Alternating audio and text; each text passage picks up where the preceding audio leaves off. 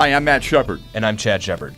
Shep Shower and Shave, proudly brought to you in part by Fifth Avenue. And, of course, Northwestern Tech. Coming up on this edition of Shep Shower and Shave, is it too early to slap the seller's tag on the Tigers? Who will Las Vegas poach from the Red Wings roster? And did Ken Holland protect the right players? That's coming up on Shep Shower and Shave.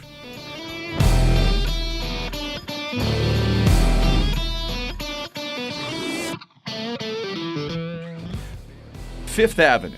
They've always been a premier destination in Royal Oak with over 36 cold beers on tap, great food, drink specials, a kitchen that is open till 2 a.m. daily, and an amazing outdoor patio bar, plus pool, billiards, and a staff devoted to making your experience at Fifth Avenue a memorable one. All right, the Tigers need some more support. There's no question about it. In their starting rotation, Anibal Sanchez came back the other night in Seattle. Had he not gotten hit on the calf, he might have gone longer or would have gone longer than 5 innings.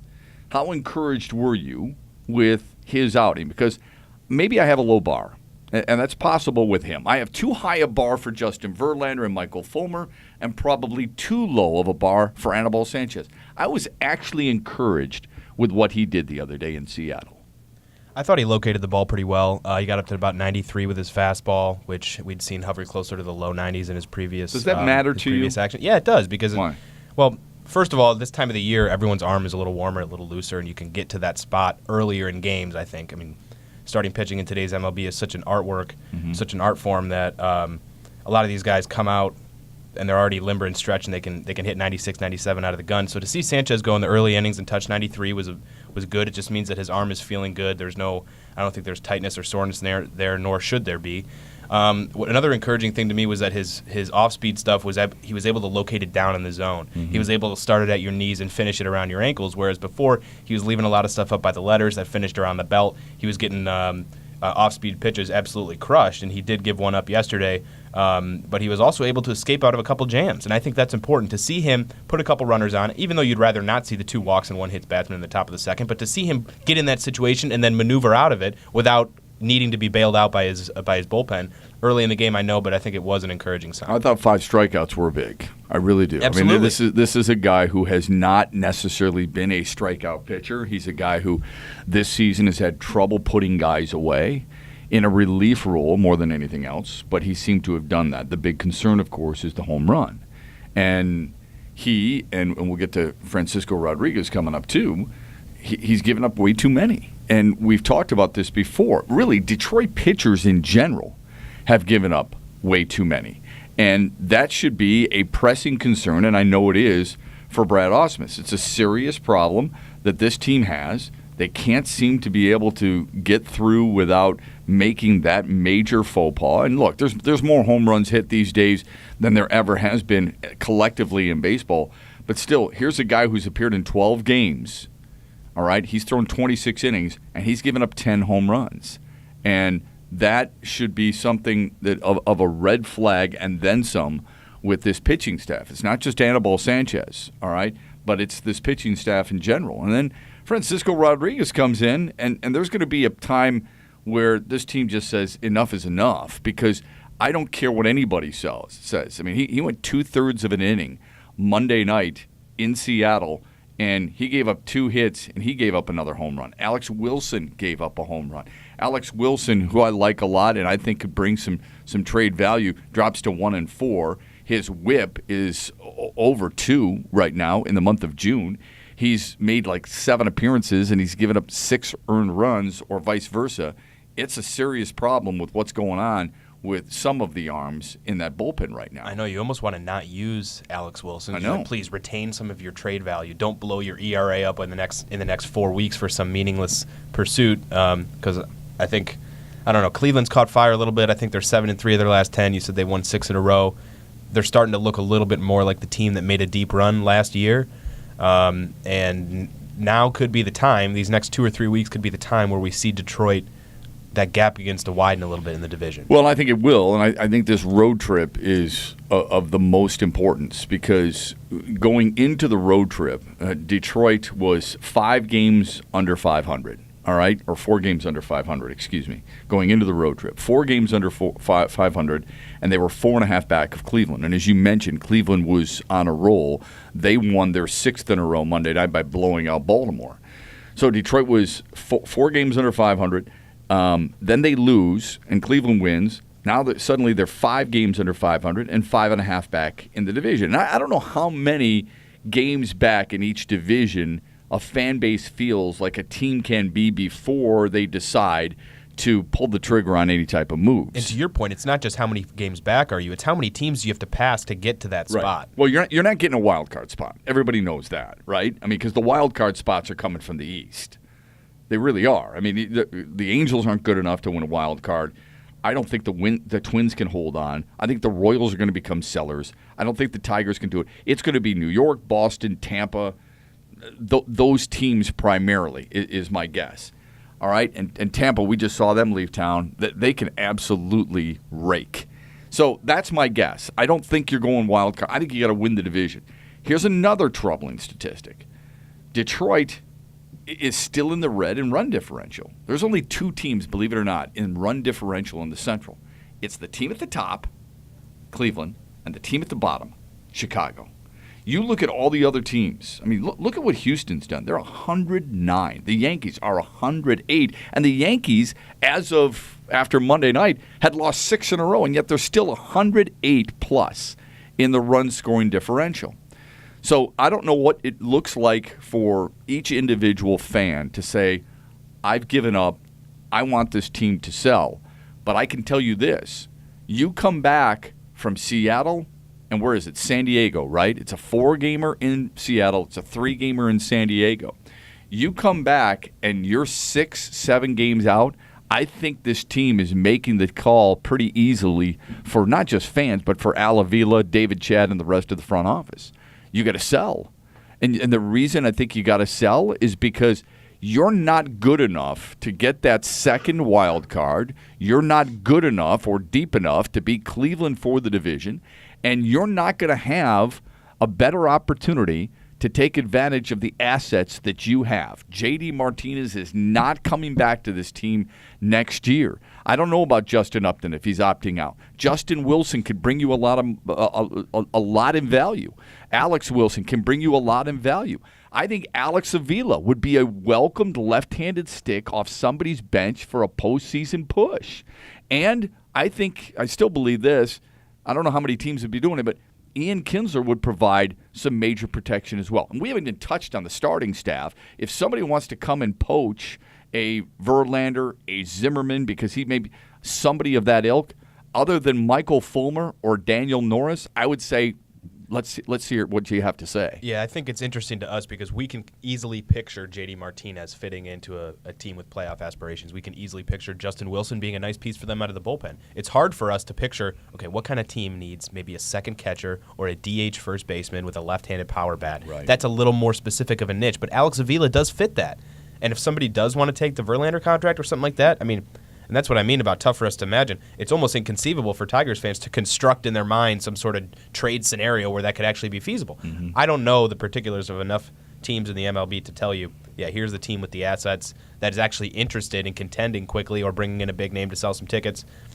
It's difficult to say, but what is certain is that the Tigers have a lot of pieces that will be available. And even if they go with the bare minimum and trade J.D. Martinez, Justin Wilson, and Alex Wilson, and Alex Avila, I would consider him into the bare minimum. Those are all 4 pretty attractive pieces for somebody, and that's going to really put a spur in the side of the rebuild, I think. Well, I agree with you. Look, if I said to you, Matt Wieters is a left-handed stick for Washington. He's their starting catcher, and he's batting .255.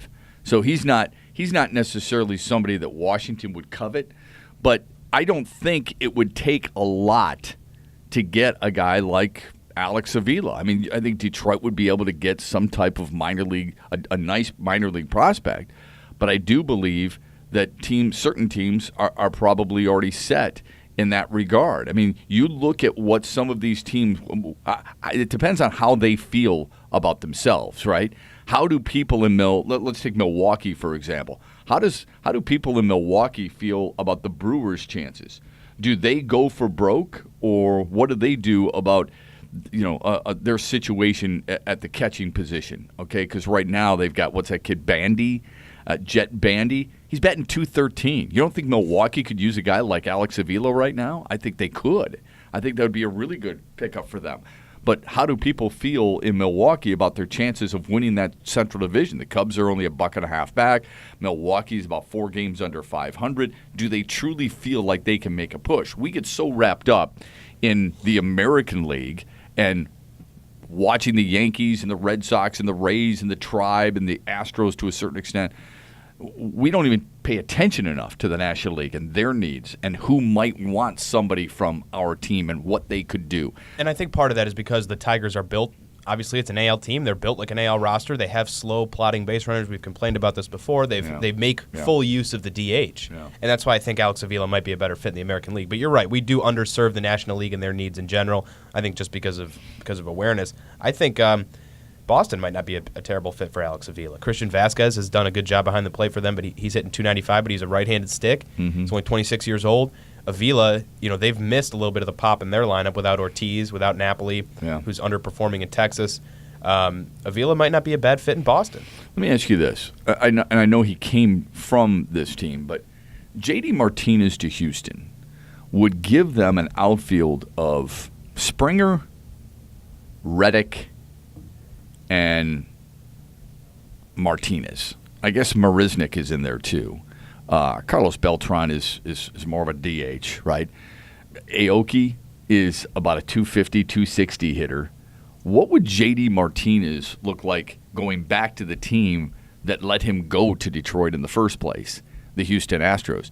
That's the team, I think, and it's easy for me to say this because, I look at them and I think they're a team that is making a strong push. But I would guess in Houston, they feel like there's a real clear window of opportunity here. We might be the best team in baseball. We might be this year's version of the Chicago Cubs without the 100-plus year dismal history.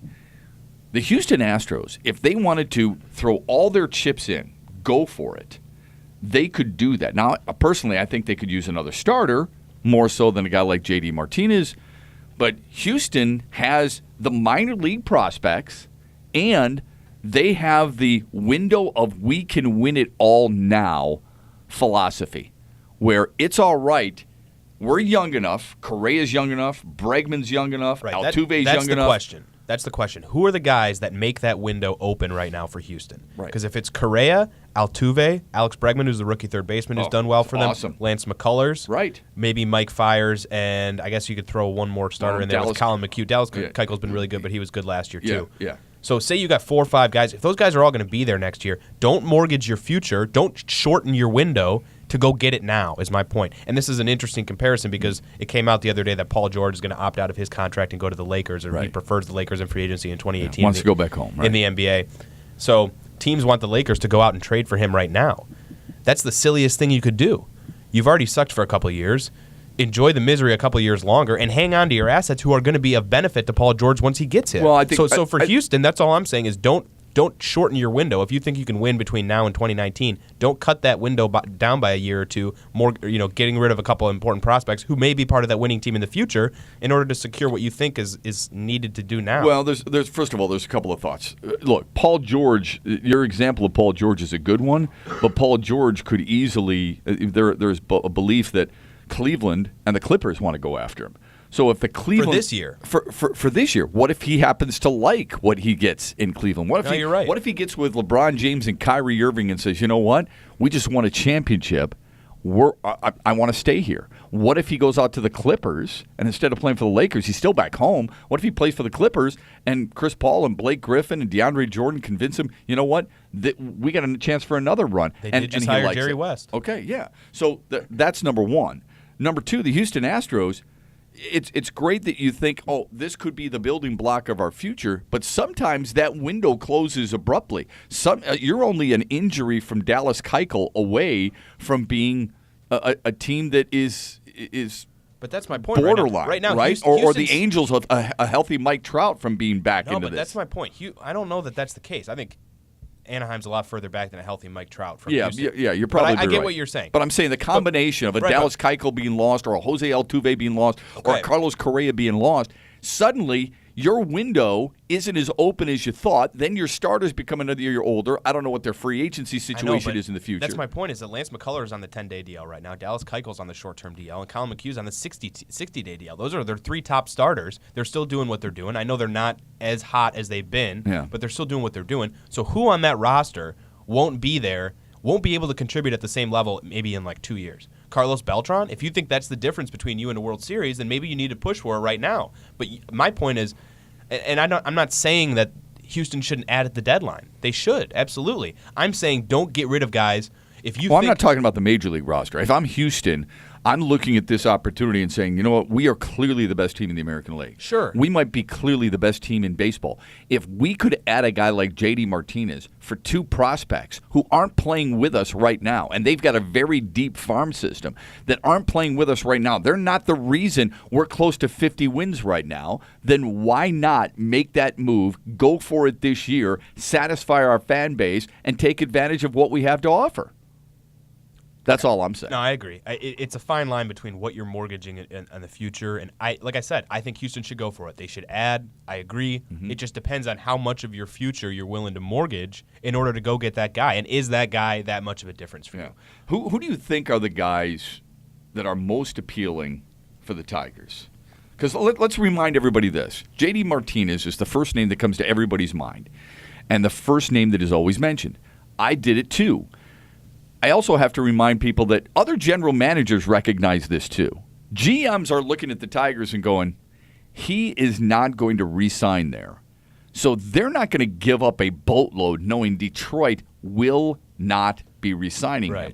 The only reason they might be willing to go more than what they originally were thinking in return to the Tigers is because they're afraid somebody else is going to get You got to get 2 teams in a bidding war. And that's why my question for you is it too early to slap that seller's tag on the Tigers? Now, we've talked a little bit about the standings and the division race, where things are at in the American League. And part of the problem, I think we can both agree, and most MLB writers are kind of agreeing with this as well. Ken Rosenthal wrote a good article earlier today that was a little bit on the sarcastic side, kind of talking about how many teams are still in contention in the AL. So God forbid anybody give up, because you've got 1, 2, 3, 4, 5, 6, 7, 8, 9, 10, 11, about a dozen teams in the wild card hunt, and by in the hunt I mean within 4 or 4.5 games. Yeah, but who's good enough to win it? Okay, that's my point. Is nobody in the AL has mailed it in yet. Nobody's started the selling process. Now I know it's June 20th, but the Tigers will be facing Cleveland in that series that we acknowledged earlier about a week and a half from now. I think the fate is going to be pretty clear at that point. So you don't think it's this road trip? You think when they face Cleveland, that's when your final decision, that's when you come to the conclusion. You haven't come to any conclusion yet. That's a pretty arbitrary cutoff date. I'm just saying you got to have a date. You got to have something. That's what I'm saying. When does the selling process start? Is it too early for the Tigers to start the process? That's all I'm saying. I said it's back from this road trip. So if you want to be a team that's offering J.D. Martinez out there in a way to create an arms race, you got to do it before teams start to fill their needs. So you think when they get back from this road series, when they start playing Kansas City June 27th, at this time next week, it's going to be over. Yeah, I do. And I think I wouldn't be surprised if the same thing was for the Royals. So considering the free agents they have coming up with Eric Hosmer and Mike Moustakas and some Lorenzo of those guys. Cain. Yeah, Lorenzo Cain. Those are going to be decisions that Kansas City's pondering as well. Look, at some point, you want to believe in every team you put together. If you're a general manager, if you're a manager of a baseball team, if you're a player on that team, you don't walk through those doors not thinking you can't win. I totally get it. At some point, the cold water has to hit your face. At some point, you have to recognize we haven't been able to string together more than 4 wins all season long. Right. That's ridiculous. You cannot get back into the race unless you push together some type of 8-9 game winning streak, and Detroit doesn't have the capability to do that. Even Brad Ausmus, who's been almost defiant, optimistic to the point of nausea for the rest of us, even he acknowledged the other day, we're not going to win many games playing like this. We're not going to go very far. He said it was a crappy homestand when they went 2-6, and he was absolutely right. Yeah. No other word for it. You had a chance to choke Tampa.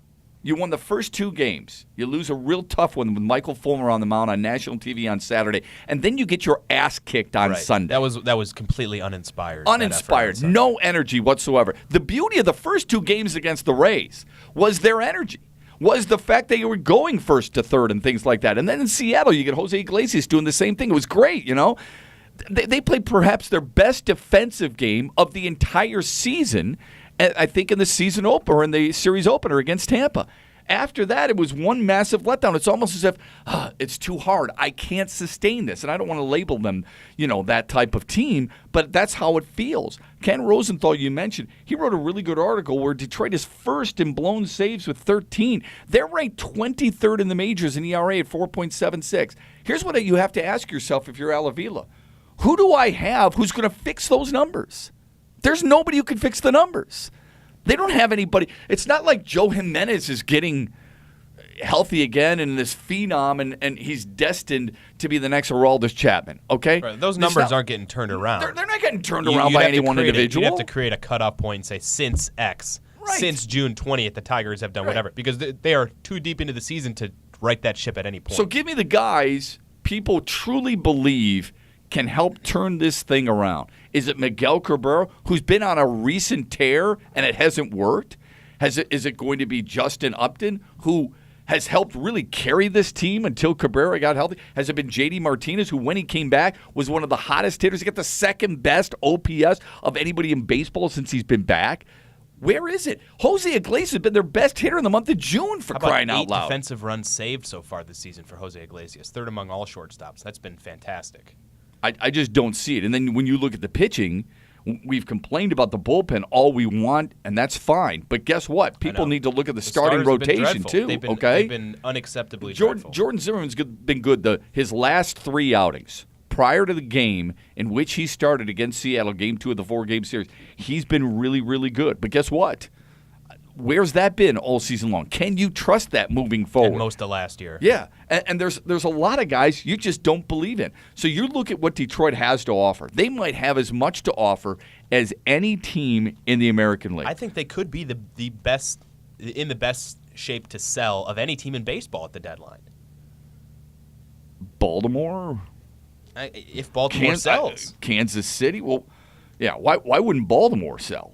Well, I mean, for crying out loud. I don't want to cite it too often. You talk about Detroit's rotation. Their rotation is a 5.5 ERA. That's ridiculous. I mean, they're not going anywhere, and it is kind of funny that, Buck Showalter, the greatest manager on the face of the earth, but they're barely above 500 or barely below it, and nobody says a whole lot. They've got Seth Smith, but Castillo, their catcher, isn't bad. Wade Miley is a guy that they could get rid of. That wouldn't be bad. But maybe I'm a little biased here.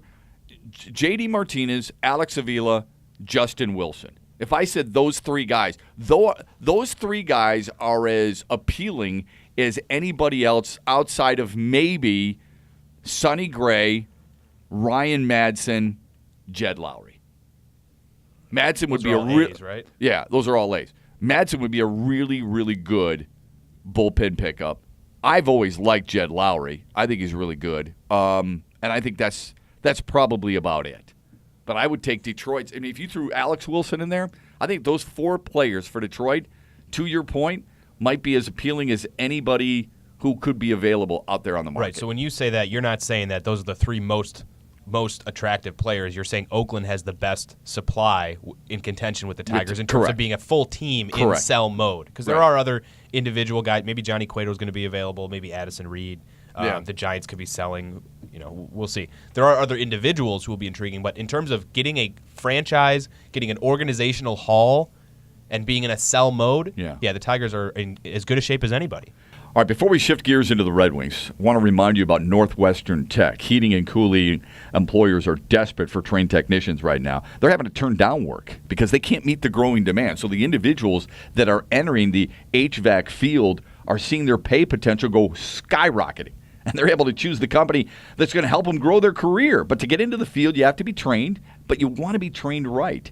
So that's why I'm telling you about Northwestern Tech in Southfield. At Northwestern Tech, HVAC is all they teach. So they've perfected their hands-on program over the last 38 years. You know what's ideal about this? They've got flexible scheduling. They know you got to work and keep your job while you're training, so they have those flexible scheduling hours. So I want you to try this. Call some of the big HVAC companies in the area. Ask them where you should go. Dare them. I'll tell you right now, it's going to be unanimous. Northwestern Tech. It's the HVAC school to get trained, certified, and into the field in only 10 and a half months. That's all it's going to take you. And you can go to their website, northwesterntech.edu, or you can call them 248-358-4006, and you can schedule a tour. Make sure you feel comfortable. They know you will. Northwestern Tech, the HVAC school that works, 248-358-4006. Let's dive into the Red Wings, because the Red Wings made some serious headlines throughout the National Hockey League with the protection of certain players. Now, by tonight, on Wednesday night, we're going to know who the Las Vegas Knights are going to choose from each team. We're going to know who they choose from the Detroit Red Wings. And if you look at it, there are some big names out there, names that are available for them that are pretty appealing. James Neal is appealing. Marc-Andre Fleury might be appealing, right? You look at Eric Stahl.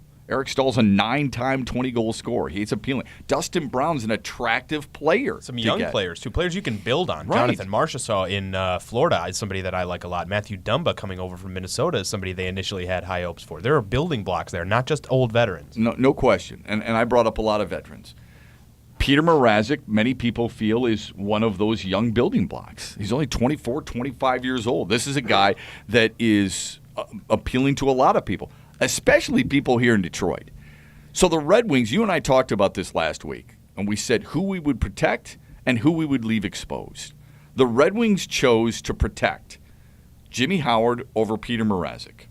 The Red Wings chose to protect Mike Green, Danny DeKeyser, and Nick Jensen. All four, by the way. We were 3 for 3 on those defensemen. Yeah, we were 3 for 3. And 4 for 4, really. 4 for 4 overall. From a forward standpoint, Anthony Mantha, we were right on that. They protected Franz Nielsen. They had to. We were obviously right on that. Henrik Zetterberg, we were right. Justin Abdelkader, we were right. Thomas Tatar, we were right. I was wrong on Gus Nyquist. And Andreas Athanasiou, we were correct. Mm-hmm. So I was wrong on Gus Nyquist because I chose to protect Thomas Nosek instead of Nyquist. I forget who your forwards were, but I was pretty close. That list is pretty much the one that I put out there, but we had entertained the possibility of somebody like a Riley Sheahan being included in that mix. And basically we had both agreed. You chose Thomas Nosek to take Gus Nyquist's place. Mm-hmm. We both agreed that Tatar and Nyquist are two similar players to keep them both in the same role. And then we kind of collectively decided that we'd rather have Tatar than Nyquist simply because he's a multi-time 20-goal scorer, in my opinion at least. My preference for keeping somebody over Gus Nyquist, I was kind of playing the devil's advocate with Riley Sheahan, but we had talked about the possibilities between Riley Sheahan, Thomas Nosek, and maybe a couple others. So to me, this list is unsurprising is the word I would use. Right. It's kind of what a lot of us saw coming, and I really don't understand. I wouldn't say that. I would say it's what many of us who believe, that we like to think we know it. Look, everybody's opinion is their own, and that's fine. I respect everybody's opinion, but I mean, if you follow hockey long enough, if you understand the situation, I don't know why people are so surprised about Peter Mrazek and Jimmy Howard. The guy played 50 games last year. He had a .901 save percentage. You don't have a .901 save percentage in half a season and even walk into a backup role the next year. Why do people? He's incapable of shouldering the load of a full season at this point in his career. I know he's only 25. I know he might prove us wrong in the future. I don't really care all that much. Give me the guy who's had the .920 plus save percentage the last 2 years when he's been healthy. Well, not only that, he's going to be a free agent after this year. Right. Okay, and he's probably going to demand more than $4 million that he makes right now. Right. So what happens if you leave Jimmy Howard unprotected? Say Vegas takes him or doesn't. He's gone after this year as well. Then you got to extend Mrazek next year on money that is for an unproven guy. I mean, unless he plays 65 games for you this year and has a .930 save percentage and gets you 20 wins. I don't really understand it. I don't see that coming from him. I would also remind you this.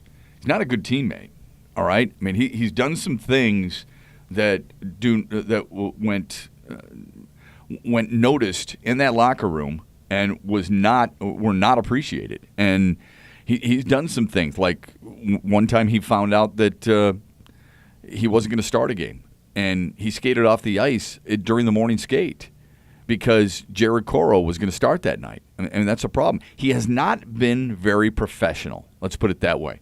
I can get into some stories if I wanted to, but I just don't think that's necessarily fair to do that to a guy like Peter Mrazek. But I think it tells you something on how the Red Wings feel. And I got news for people. You're Las Vegas out there. You may not be taking him anyway as a goalie. Well, I think they're more likely to take him as a trade piece. But I don't understand the logic of people that assume that Vegas is going to take Mrazek because they're not locked by position, right? They could take 4 goalies if they wanted. They can take whoever they want, right? So, and there are other good guys available out there that people think could be used in the same fashion. So if you assume that Vegas is going to take Marc-Andre Fleury as its starter, then Peter Mrazek is a good backup option, especially at the price that he's at right now. Yeah, that's if true. If Vegas decides that if they want to hold him for a year and then trade him, that makes more sense to me because the people that think they can get him and flip him right away, sure, if you're willing to take the really low price that the Red Wings aren't willing to take, because the Red Wings want to get something for Peter Mrazek if they're going to have to trade him, right? Mm-hmm. So if Vegas takes him and wants to trade him, you're looking at a minimal return, but it's a free return for Vegas. For the Red Wings, they weren't able to find a suitable trade partner, so they'd rather lose this guy for nothing than to trade him for very, very low value, or was there just no interest in him in the first place? And that's what I don't really understand about the people that think it's automatic that Vegas can take him and flip him for something of high value right away. I don't see do you think we get too wrapped up in our guys more than anything else? In other words, do we have a greater value for our team, or our player, I should say, than anybody else might have? I mean, think about this for a minute. 17 times last year in 50 games, Peter Mrazek allowed 4 goals or more. That's a lot of goals. That's bad, and I do want to point out how bad the Red Wings defense has been. So it's not all on him, but 17 times. Yeah, Jimmy Howard didn't do that. He went 18, 21, and 9. He had a save percentage of 90 and a goals against of 304. All right? I want people to think about this for a second. I mean, his career save percentage is 91. There's nothing special about that. And he played internationally for the Czech Republic, and he wasn't special for them either, right? I mean, Jimmy Howard was part of that Team USA team, and he was good in that. Yeah, you're never going to. Here's what's happened. My only point was that it's not maybe entirely based on the Red Wings defensive core that he gave up those bad numbers. Fair enough. I think what's happened in this town. Tell me if you think I'm wrong here. In this town, we like to fall back into, you know how Philly has that reputation. Oh, they even threw snowballs at Santa, right? L.A., they really don't care. We have a reputation that we're almost feel like we're obligated to live up to. And that is the 2 hardest jobs in this city are the quarterback of the Lions and the goaltender of the Red Wings. And we just want the backup for both positions in either sport. And Peter Mrazek is the backup. And that's what we're doing. People are gravitating toward, this is low-end fruit, man. People are gravitating toward the guy that they feel is younger, even though he's only a 5th-round draft pick, and the guy who they feel is the long-term solution. When deep down inside, if they looked at the numbers, if they truly believed in what they see, if they remember watching him, they would recognize, you know what? He's just a guy. What are they using as the backbone for their argument on why he is so important, do you think? What do they see? I think they point to Jimmy Howard's injury history, and they see Mrazek as a young and for the next 365 days affordable guy. And they saw how good he was when he was on top of his game because he was a 920, 930 save percentage guy, maybe even higher for stretches. He had the low goals against. He reminds them of Hasek a little bit because he's got this wild style of play. Why? Because he's from the Czech Republic? No, because, like I said, because he flails around on the ice and he's undersized. Jimmy Howard's a very traditional butterfly goalie. He goes down quickly. He's a traditional North American style goalie. Mrazek has a little bit of pizzazz to his style. What's more, when you look at goaltenders, I want your opinion on this because I've talked to Chris Osgood, Darren Elliott about this before. What's the most important thing? Save percentage, goals against? I don't know. I don't know that either number is. I guess by the eye test, I like to see what position they're in when they're making these saves. Or how's their rebound control? Yeah. Are they communicating well with their defense? Things like that. Yeah. So save percentage is probably the more indicative number. Right. But you and I talk about this all the time. It's about chances, not shots. Okay. Well, he's been fair to say he's been a regular for 3 years. All right, he's had a save percentage of 918, 921, and 901. I mean that. In other words, relatively pedestrian. Right. You want to be, just so people know, from the people I've talked to, goalie coaches and goalies and ex-goalies, anything above 9.2 is good. All right?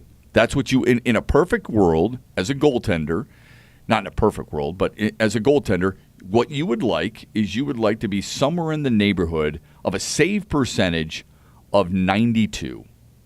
All right? So last year, for example, the best goalie in the National Hockey League was Sergei Bobrovsky. He had a 9.32 save percentage. 9.32. He had goals against the 208, 206, but his save percentage was pretty damn good. Well, those numbers are both excellent, but Columbus plays under John Tortorella and plays a very tight defensive system. They're a defense-first team. So Peter Mrazek had the third worst save percentage in the NHL. He had the third worst goals against average, I believe, in the NHL. And we're sitting here touting him like he's the next, Terry Sawchuk. And he's not. It's a problem. And people are just falling in love or falling out of love, let's put it that way, with Jimmy Howard, I believe. I think that's been the bottom line. Anybody else in your mind that gives you reason for pause on why Detroit – and by the way, there are other goalies. Would you take Marc-Andre Fleury over Peter Mrazek if you were the Las Vegas Knights? I don't know. Start, yes. But he had a better save percentage, and he had better goals against average, and he had a better wins, more wins. He was hurt for a stretch. Matt Murray's a fantastic goalie, but took the job back from him. There's no denying that. I think Pittsburgh doesn't win the Cup without him, though. No, you're right, but I think Marc-Andre Fleury is your starter, and if you're a Vegas team that wants Mrazek, then you take Mrazek as the backup. Okay. You give him 30 games to play, and if he does well, his value's higher, and you trade him a la Cam Talbot, a la Thomas Greiss, people like that. Right. And I just want to point out, you're not incorrect in pointing out that threshold of a 920 save percentage is where you want to be near. If that's the threshold, Mrazek was near that his first 2 years, 918 and 921. On top of that, there's a dozen goalies in the league last year that had a save percentage of 920 or above. Okay, and actually, this might be postseason numbers. Excuse me. So if that's the case, postseason numbers. Yeah. So if that's accurate. So even if that's the case, and I don't believe that to be the case. The bottom line is that this is a situation, as a matter of fact, there might be even fewer than that, but the bottom line is that's the threshold. That's the bottom line, okay? That's what you have to be. I think there are about 13 goalies of 920. Cam Talbot, as you mentioned before, the Edmonton goalie, right around 92 as well. Freddie Anderson was slightly below, but I'd take him over Peter Mrazek. But I guess the bottom line is there are plenty of goalies out there that are a hell of a lot better than him, and I do believe that if you're the Las Vegas Knights, who are you taking from that Red Wings unprotected list? Yeah, that's the ultimate question. To me, if I'm Vegas, I take probably either a low-end forward that I can put on the third or fourth line, or like a Helm or a Glendening or a Sheehan, or I'm going to take a young defenseman. Yeah, I'm probably going to take. Yeah, I'm thinking this. It's one of three guys. Peter Mrazek. Okay, I'll throw that in there because I think he would be your backup. Second would be Riley Sheehan. These are not in order, by the way, because Riley Sheehan is a big forward who's going to make $2 million. That's it, and that's not very expensive. And you'll have an opportunity to rid yourself of him the following year if you want. And lastly, it might be Xavier Ouellet. Xavier Ouellet is, I think, a skilled defenseman. However, he's also a third-pairing defenseman. He would probably be your number 6. But you're not going to be able to have a bunch of ones. So that's kind of where I think the Las Vegas is headed with, with this new hockey order is headed with some of the Red Wings. I think people are so wrapped up. And look, nationally, the same thing was kind of revealed too. But people are so wrapped up in Mrazek or Howard when I don't think it was really much of a choice, to be honest with you. I'm taking Jimmy. I would like Jimmy Howard to be in better shape. One, he's a little bit older. Yes, he's 8 years older, I believe, and he makes a little bit more money. Who's the better goaltender? I think Jimmy Howard. That's my point. It's not been that close. Yeah, and I think we're kind of failing to acknowledge this larger fact. A lot of Red Wings fans think the next couple years and say, if saving X amount of money and keeping a younger guy under our protection, now, fairness to the situation, we don't know what Mrazek's contract demands are going to be like next year, and I don't think he does either because he wouldn't want to negotiate that deal right now. He'd want another year's worth of play in his arsenal, so to speak. But I think what we're failing to acknowledge is a lot of Red Wings fans, you and I are looking at this as Jimmy Howard gives us a better chance to win. And by win, we don't mean a Stanley Cup next year. We just mean be competitive. That's something we want. We forget, I think, how many Red Wings fans are saying tank, tank, tear it all down. I don't care how many games we lose next year. And from that perspective, maybe that's part of the reason why they want Mrazek. Yeah, could be. I just maybe they feel like it's time to start anew. Let's go with the younger player. So they're not even, they're looking at age. They're not looking at production or even capability right now. Let's look at the younger player and just let's start building with all these young players who are in their 20s. They would like to get rid of guys like Zetterberg. They'd like to get rid of Justin Abdelkader. I talked with somebody the other day and they said, you know what? I just want to get rid of all the bad contracts. Well, I don't think that's possible. I don't think no one's going to go out there and take Darren Helm and Justin Abdelkader and Jonathan Ericsson. I don't like the contracts either, but it's just not realistic to be able to get rid of all of them. You shouldn't have signed them to those terms of deals in the first place, granted, but you're stuck with some of them. So what should be the plan moving forward? The plan moving forward should be to try and get guys like Tyler Bertuzzi and Thomas Nosek on this team, filtering in a little bit, see where this team goes, and then have the possibility of making some trades at the trade deadline if it's possible.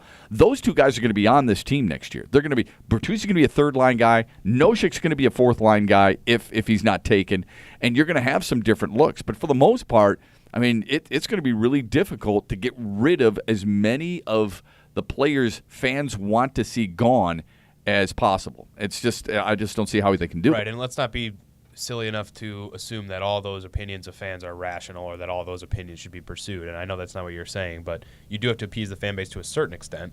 And well, I don't think next year's Red Wings are going to be the type of Red Wings that fans really want to see because Ken Holland has already stated his commitment to trying to get to the Fantasy playoff game in Little Caesars Arena year one. And that's what he's going to go for. I know. Well, let me ask you this. If you were the general manager and you're in the last year of your contract. Yeah, you don't walk out and say, okay, I don't think we have any shot next year. We're in this deep rebuild. By the way, can you please extend me? Right. Good luck. Here's what you think. To a new owner? You think I had guys like Dylan Larkin and Danny DeKeyser have worst years of their careers. I need more help for Henrik Zetterberg. I sure as hell wouldn't go get a guy like Thomas Vanek and things like that. But I would make sure that roster is as open as possible. Here's why I don't really mind the Vanek signing. You're able to flip that later in the year if you're out. No, I'm talking about I wouldn't go do that this year is what I'm saying because there was a belief that was something that they wanted to do. They wanted to bring him back. I guess it depends on who you think is going to make that roster out of camp. If everyone's healthy and things like that, I'm not as hell-bent against not re-signing him as other people. Again, you can use – I think this is a valuable asset that teams don't always do a great job, specifically the Red Wings don't always do a great job of doing. Sign these veterans on short-term deals, on 2-year deals, and flip them at the deadline if you're not in contention. And I know you don't necessarily look in June or July with that outlook. Yeah. Okay, if 8 months from now we're out of it, I can sell this guy. But that is almost like an insurance policy. Now, if you feel that Thomas Vanek's going to do no good in your top 6 during the course of the year, or that Bertuzzi is ready for that opportunity, or Nosek is, then fine, don't re-sign him and give those guys a chance. Well, is he holding anybody back? That's the thing. And that's what fans are wrapped up in. Too many of these young guys are being held back by some of these old guys. And the reality is some of these young guys, they're just not good enough.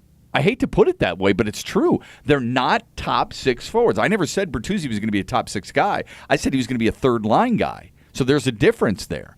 So their top 6 guys probably remain pretty much intact, don't you think? Yeah, it's going to be Zetterberg. It's going to be Abdelkader. It's going to be Larkin. It's going to be Athanasiou. It's going to be Nielsen. Right? There might be Mantha, one opening there. Yeah. It's going to be Tatar. It's going to be Mantha. It's going to be something like that. Therein lies. I mean, that all that does is only put into greater focus how bad some of those deals are because those aren't the guys you're overpaying. It's Helm you're overpaying. It's Abdelkader you're overpaying. It's Eriksson you're overpaying. I mean, that's rough. That is rough. There's no escape out of that. If I said to you, Jacob Trouba was available. Or Cam Fowler was available. I don't think Fowler would be, but let's say Trouba was available. You had to give up Dylan Larkin or Andreas Athanasiou for Jacob Trouba? Would you do it? Straight up, it's tough because I think you have so few building blocks here in Detroit that it's like you're almost like you're trading one building block for another. And if a defensive building block's that much better to build off of, then great. But in another sense, it's almost like Andrew Luck being traded for, I don't know, another franchise quarterback, Russell Wilson, straight up or something like that, because it'd be like the two franchises acknowledging, okay, these guys need a fresh start, or we just got to try something different. And well, Winnipeg doesn't have a whole lot of room for Trouba. I mean, I think he's a really good player. I think here, I think he's find room for him. I don't know that there's a wealth of defensemen in Winnipeg to the point where they can't afford to hang on to, or keep a roster spot for him or anything like that. It's not like they're in danger of sending him down to the A. Yeah, no, I agree with that. They have the need for scoring. Detroit does too. Detroit has the need for a top pair defenseman, a number one. Trouba can be legitimately a one, no worse than a two. Sure. Okay, so you would have, but you always have to give up something to get something. I think it's gotten to the point, for me anyway, that I think Andreas Athanasiou has become almost more valuable than Dylan Larkin. And I think if you could, I don't think most NHL GMs feel that way, but I think last year Andreas Athanasiou was a more effective scorer than Dylan Larkin, and I'm not willing to say a whole lot more than that. Why do you think Dylan Larkin's stock remains high? The ability to play center, and I think he's a far better two-way player. Okay. I don't think he's a physically dominant player by any stretch, but his defensive zone effort to me is better than Athanasiou's, and he might not play center every night for the Red Wings this year or next year, or this past year or next year, but he has the ability to play center. He's played it most of his life. And look at the Cup. We talked about it before. You got to be strong down the middle. Think about what Pittsburgh – the reason Pittsburgh wins that Cup is because their centers, Sidney Crosby, Matt Cullen, Nick Bonino, Jake Gensel, Evgeny Malkin, those are their centers. Well, Gensel played the wing. Bonino right. was hurt for a stretch, right. But Malkin was fantastic. Crosby was excellent. Matt Cullen was very good. His whole line was very good for stretches. Yeah. I don't remember. But to the bigger point is there's a matchup difference there with Nashville. Sidney Crosby, I like Mike Fisher a lot. He's a really good captain. Sidney Crosby and Mike Fisher don't necessarily belong matched up against each other that way. Evgeny Malkin, and I'm not even sure who the second line center would have been if Calle Jarnkrok, or he was playing right wing, I guess. Nashville's best players were on the outside. James Neal, Philip Forsberg, and Ryan Johansson is who I'm forgetting. Excuse me. Philip Forsberg's a center, isn't he? I think Philip. Oh yeah, you're right. I think maybe the centers for Nashville are Mike Fisher, Philip Forsberg, Calle Jarnkrok, and Colton Sissons. Okay. Sissons was good for a stretch as well, but my point is, I think there's a strength of a hockey team is built down the middle, and that's your defenseman, your goaltending, your centers, and you find some skill players on the outside. And Red Wings have a lot of the flashy skill players, kind of like the Tigers used to have corner outfielders who could hit 280 and 20 home runs, but only do it for 1 year. You've said the same thing for a long time. So here, Detroit centers typically are supposed to be anyway. You got Larkin, right? You got Nielsen. You've got Athanasiou was moved to the wing. Helm and Sheehan. Helm and Sheehan, right? Because that's who you're paying. Right. Literally in the last 2 summers, Larkin is obviously on his rookie deal. Those last 3 centers have been signed either to big extensions or brought in from free agency. When you signed the deal to Helm last year, 5 years, 19.25 or whatever it was, or 4 years, 19.25, you committed to those 4 guys being your 4 centers. That's why it was crazy at the time. You're locked in your 4 lines down the middle. That's insane for the next 4 or 5 years. You know what I heard somebody say the other day? They said they were upset because they think the Red Wings next year, part of the roster should include they left out Noshek, but they had talked about Svechnikov and Martin Frk. And I'm thinking, hold on a second. Martin Frk, he was released, picked up by Carolina, then released again. What is it that people feel like, hey, that's awesome. We got to have a guy like Martin Frk. What's he done that makes it? These are guys that our fans are not seeing on an everyday basis. If this is a groundswell from Grand Rapids, then I apologize. But my perception is that most of these people aren't watching Thomas Noshek on a nightly basis in Grand Rapids before they had won the Calder Cup.